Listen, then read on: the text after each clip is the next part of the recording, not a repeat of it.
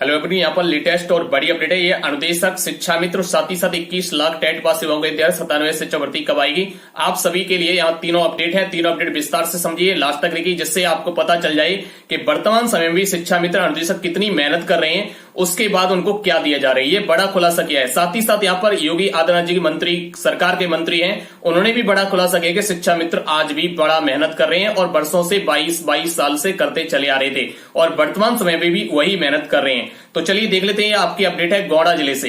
ये गौड़ा के बलरामपुर से अपडेट है, जैसा कि आप स्क्रीन पर देख पा रहे हैं। इसमें यहाँ स्पष्ट बड़ा डाटा दिया गया है कि 15,000 बच्चों का नामांकन हुआ है।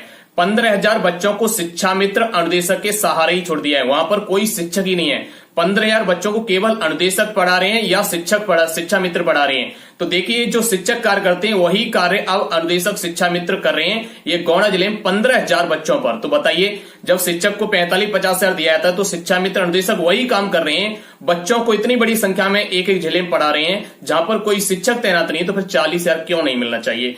जब वो शिक्षक के बराबर मेहनत कर रहे हैं तभी वहां पर शिक्षक तैनात नहीं है। दूसरी अपडेट ये हो जाती है कि जब वहां पर माना जा रहा है मीडिया के माध्यम से कि एक जिले में इतने शिक्षकों का डाटा है कि 15,000 बच्चों को केवल शिक्षक और निदेशक ही पढ़ा रहे हैं। अगर इसी प्रकार से अगर पूरी यूपी में देखा जाए तो ये आपका लाखों में पहुंच जाएगा और हजारों की संख्या में शिक्षा मित्र पहुंच जाएंगे जो इन बच्चों को शिक्षा व्यवस्था आज भी दे रहे हैं। और साथ ही साथ यहाँ पर यह भी कह दिया गया है, आप देख पा रहे हैं यहाँ पर रेड लाइन में ये शिक्षा मित्र निर्देशक के सहारे ही चल रहे हैं। साथ ही साथ ये भी कह दिया कि कुछ विद्यालय ऐसे हैं जहां पर न तो शिक्षक है न शिक्षा मित्र निर्देशक है, जिसके कारण से वर्तमान समय में उन पर ताले डल चुके हैं। तो यहाँ पर कॉलेज बंद हो गए, तो फिर इसका मतलब ये कि भर्ती आपकी आनी चाहिए। टेट पास सेवा इंतजार करेंगे, 97 शिक्षा भर्ती का विज्ञापन जारी हो तो विज्ञापन जारी हो, जिससे जो ताले पड़े हैं वो ताले भी खुल जाएं। तो यहाँ पर ये इतनी मेहनत की जा रही है। और साथ ही साथ यहाँ जो योगी सरकार के राज्य मंत्री हैं, उच्च शिक्षा राज्य मंत्री, उनके द्वारा देखिए सर्वे किया गया।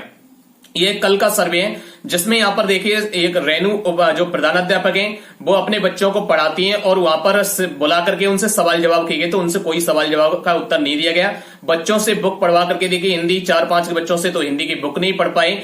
वहीं फिर शिक्षा मित्र को बुलाया गया तो शिक्षा मित्र से कई सारे सवाल किए, सबके सही जवाब दिए। स्पष्ट आप स्क्रीन पर देख पा रहे हैं, ये मंत्री जी के द्वारा डाटा दिया गया, मंत्री ने सर्वे किया जाकर के विद्यालय में, उसकी रिपोर्ट है। और साथ ही साथ वहां उनके बच्चों से भी जब हिंदी पढ़वाई गई तो उन्होंने बच्चों ने फटाफट से हिंदी पढ़ दी है।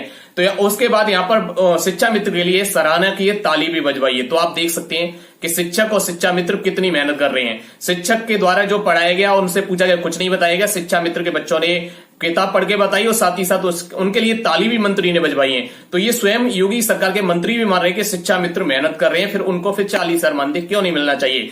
जब स्कूलों में ताले पड़ रहे हैं, जहां पर शिक्षक नहीं है, तो वहां पर फिर भर्ती क्यों नहीं आनी चाहिए? तो ये बड़ा प्रश्न है कि यहाँ पर योगी सरकार के मंत्रियों के सर्वे के बाद भी यहाँ पर इसको सोच समझ के यहाँ पर निर्णय सरकार के द्वारा नहीं लिया रहे। अब ये समय आ गया कि सरकार को जल्द से जल्द शिक्षा मित्र अनुदेशक के लिए ठोस कदम उठाते हुए 35-40,000 मानदेय कर देना चाहिए। फिर उसके बाद आगे जो भी मॉडल है, उत्तराखंड मॉडल को लागू करें, उस मॉडल को लागू करना चाहिए। मिलेंगे आपके लिए नई अपडेट के साथ। आपका मानने का कमेंट जरिए मिलते हैं फिर। जय हिंद, जय भारत।